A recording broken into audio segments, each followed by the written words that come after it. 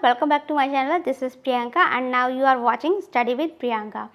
आज के टॉपिक में हम बात करने वाले हैं भारत के सभी प्रकार की फसलों के बारे में, चाहे वह आपकी नकदी फसल हो, जायद की फसल की हम बात करें या खरीफ और रबी की फसल की बात करें।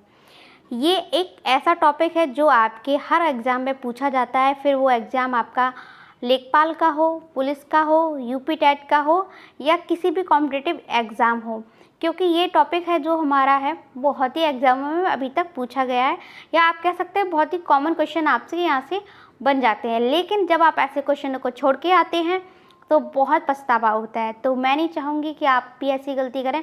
तो चलिए बिना वक्त गवाए वीडियो को स्टार्ट करते हैं। बात सबसे पहले हम शुरू करते हैं खरीफ की फसल के बारे में। तो खरीफ की फसल के बारे में आपको पता होना चाहिए धान, मक्का, ज्वार, बाजरा, मूंग, उड़द, गन्ना, कपास, जूट आदि हमारे खरीफ की फसल के अंतर्गत आते हैं।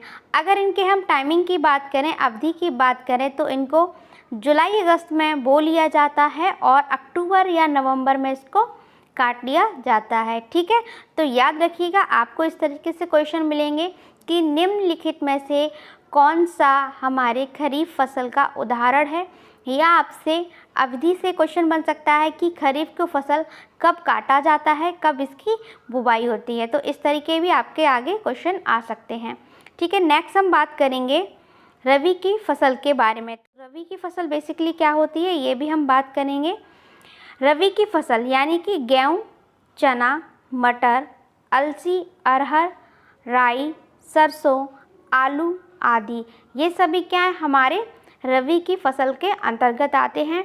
इनका जो समय होता है, अवधि होती है, इसको नवंबर में बोया जाता है और अप्रैल में इसको काट लिया जा सकता है, या आप इसको ऐसे भी कह सकते हैं अक्टूबर नवंबर में इसकी बुवाई हो जाती है और अप्रैल में इसको काट लिया जाता है। ठीक है, नेक्स्ट हम बात करेंगे अपने जायद की फसल के बारे में। तो जायद की फसल की अगर हम बात करें तो जायद की फसल के अंतर्गत हमारी सब्जियां, खीरा, ककड़ी, खरबूजा, तरबूजा आदि ये सभी क्या है हमारे जायद की फसल के उदाहरण हैं।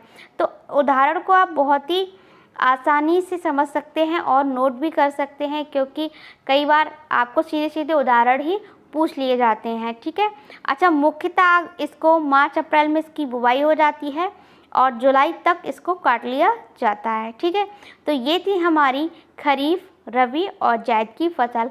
अब हम यहाँ से बात करेंगे नकदी फसल के। तो नकदी फसल की अगर हम बात करें तो नकदी फसल क्या होती है, हमारे किसान भाई जो होते हैं उनके व्यापार के लिए ये नकदी फसल की जाती है। तो नकदी फसल के अंतर्गत क्या होता है, चाय, जूट, कपास, गन्ना, रबर आदि, ये क्या है हमारी नकदी फसल के अंतर्गत आते हैं। नकदी फसल क्या होते हैं, जो हमारे किसान भाई होते हैं उनके व्यवसायिक में लाभ के लेने के लिए नकदी फसल की जाती है। ठीक है, तो नकदी फसल को थोड़ा विस्तृत रूप से और समझेंगे। जैसे मैंने बताया था नकदी फसल के अंतर्गत क्या क्या आता है, गन्ना, कपास, जूट आदि। ठीक है, तो अगर हम गन्ने की अगर हम बात करें तो गन्ना फसल के लिए यानी कि गन्ने के लिए अधिक पानी की आवश्यकता होती है। गन्ने के लिए चिकनी मिट्टी और हल्की मिट्टी अच्छी होती है। ठीक है, तो जैसे अगर आपसे क्वेश्चन ये आ जाए कि गन्ने के लिए हमें किस मिट्टी की आवश्यकता होती है, तो हम कह सकते हैं चिकनी मिट्टी और हल्की मिट्टी। ठीक है, अच्छा, अब हम यहाँ बात करेंगे कि गन्ना की जो पैदावार होती है वो ज़्यादातर किस राज्य में होती है, तो हम कहेंगे पंजाब, हरियाणा, उत्तर प्रदेश, बिहार, राजस्थान, गुजरात आदि। ठीक है, नेक्स्ट बात करेंगे हम कपास के बारे में। तो कपास के लिए हमें काली मिट्टी की आवश्यकता होती है, गर्म जलवायु उपयोगी होती है। आपको याद होगा, अगर आपको याद नहीं भी है तो आप प्रीवियस ईयर के क्वेश्चन उठा के देख लीजिए। आपसे पूछा गया है यूपी टेट में कि कपास के लिए किस मिट्टी की आवश्यकता होती है। तो आपको हंसी मजाक लग रहा है कि आप एज ए वीडियो के तौर पे देख रहे हैं, तो ये आपकी सबसे बड़ी गलती है। आप वीडियो देखें लेकिन साथ साथ उसको नोट भी कीजिए, क्योंकि आपकी एक गलती आपको एक सफलता से एक कदम दूर ले जा सकती है। तो यही है कि आप जितना भी देखिए उसको एक नोट में मेंटेन करने की कोशिश कीजिए। ठीक है, तो कपास के लिए हमें क्या है, काली मिट्टी की आवश्यकता होती है। ज़्यादातर हमें इसकी पैदावार कहाँ मिलती है, मध्य प्रदेश, महाराष्ट्र, आंध्र प्रदेश और तमिलनाडु में। नेक्स्ट अब बात करेंगे जूट के बारे में।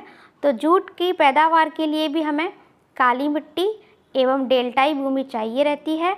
जूट से रस्सी एवं पर्दा बनाए जाते हैं और जिसका उत्पादन होता है अधिकतर पश्चिम बंगाल, बिहार और असम में। ठीक है, अब हम देखेंगे चाय के बारे में।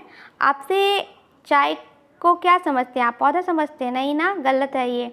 चाय क्या होता है? पौधा होता है, झाड़ी का रूप होता है और इसको अधिक वर्षा एवं पहाड़ी ढाल चाहिए रहता है। ठीक है, तो ये भी हमारे एनसीईआरटी जो एससीईआरटी हमारी बुक्स हैं उनका एक तरीके से आप सोर्स मान लीजिए। ठीक है, तो एससीईआरटी से हमारे काफ़ी क्वेश्चन बनते हैं हमारी यूपी टेट में। तो आपको ये पता होना चाहिए कि जो चाय का जो पौधा होता है वह झाड़ी का ही रूप होता है। ठीक है, और ये पहाड़ी ढाल में पाया जाता है। इसका जो उत्पादन होता है वह पश्चिम बंगाल, सिक्किम, असम, अरुणाचल प्रदेश, असम, केरल और तमिलनाडु में। ठीक है, अच्छा ये असम 2 बार लिख गया है तो इसको कट कर दीजिएगा। ठीक है, कोई बात नहीं है। रबर की अगर हम बात करें तो रबर की खेती के लिए विभिन्न प्रकार की मिट्टियाँ जैसे दोमट, दलदली मिट्टी व गर्म तापमान की आवश्यकता होती है और इसका जो उत्पादन होता है ज़्यादातर वह तमिलनाडु व केरल में होता है। ठीक है, तो ये थी हमारी फसल और आपको ये सब नोट करके रखना है बहुत अच्छे से, क्योंकि अभी 69,000 एग्ज़ाम की जो रिज़ल्ट है वो हो चुका है और आगे जैसे समय ठीक रहा तो आपकी वैकेंसियाँ भी आ जाएंगी। तो उससे पहले है कि आप बेहतर अपने आप को बना लीजिए, जितना हो सके आप अपने आप को समय दीजिए, अपनी तैयारी को और उम्दा बनाइए और जो आपकी कमियां हैं उनको आप दूर कीजिए। तो अब आप मुझे लाइक और कमेंट करके बताइएगा कि आपको आज की वीडियो कैसी लगी। अगर आज की आपको वीडियो अच्छी लगी हो तो लाइक कीजिए, कमेंट कीजिए।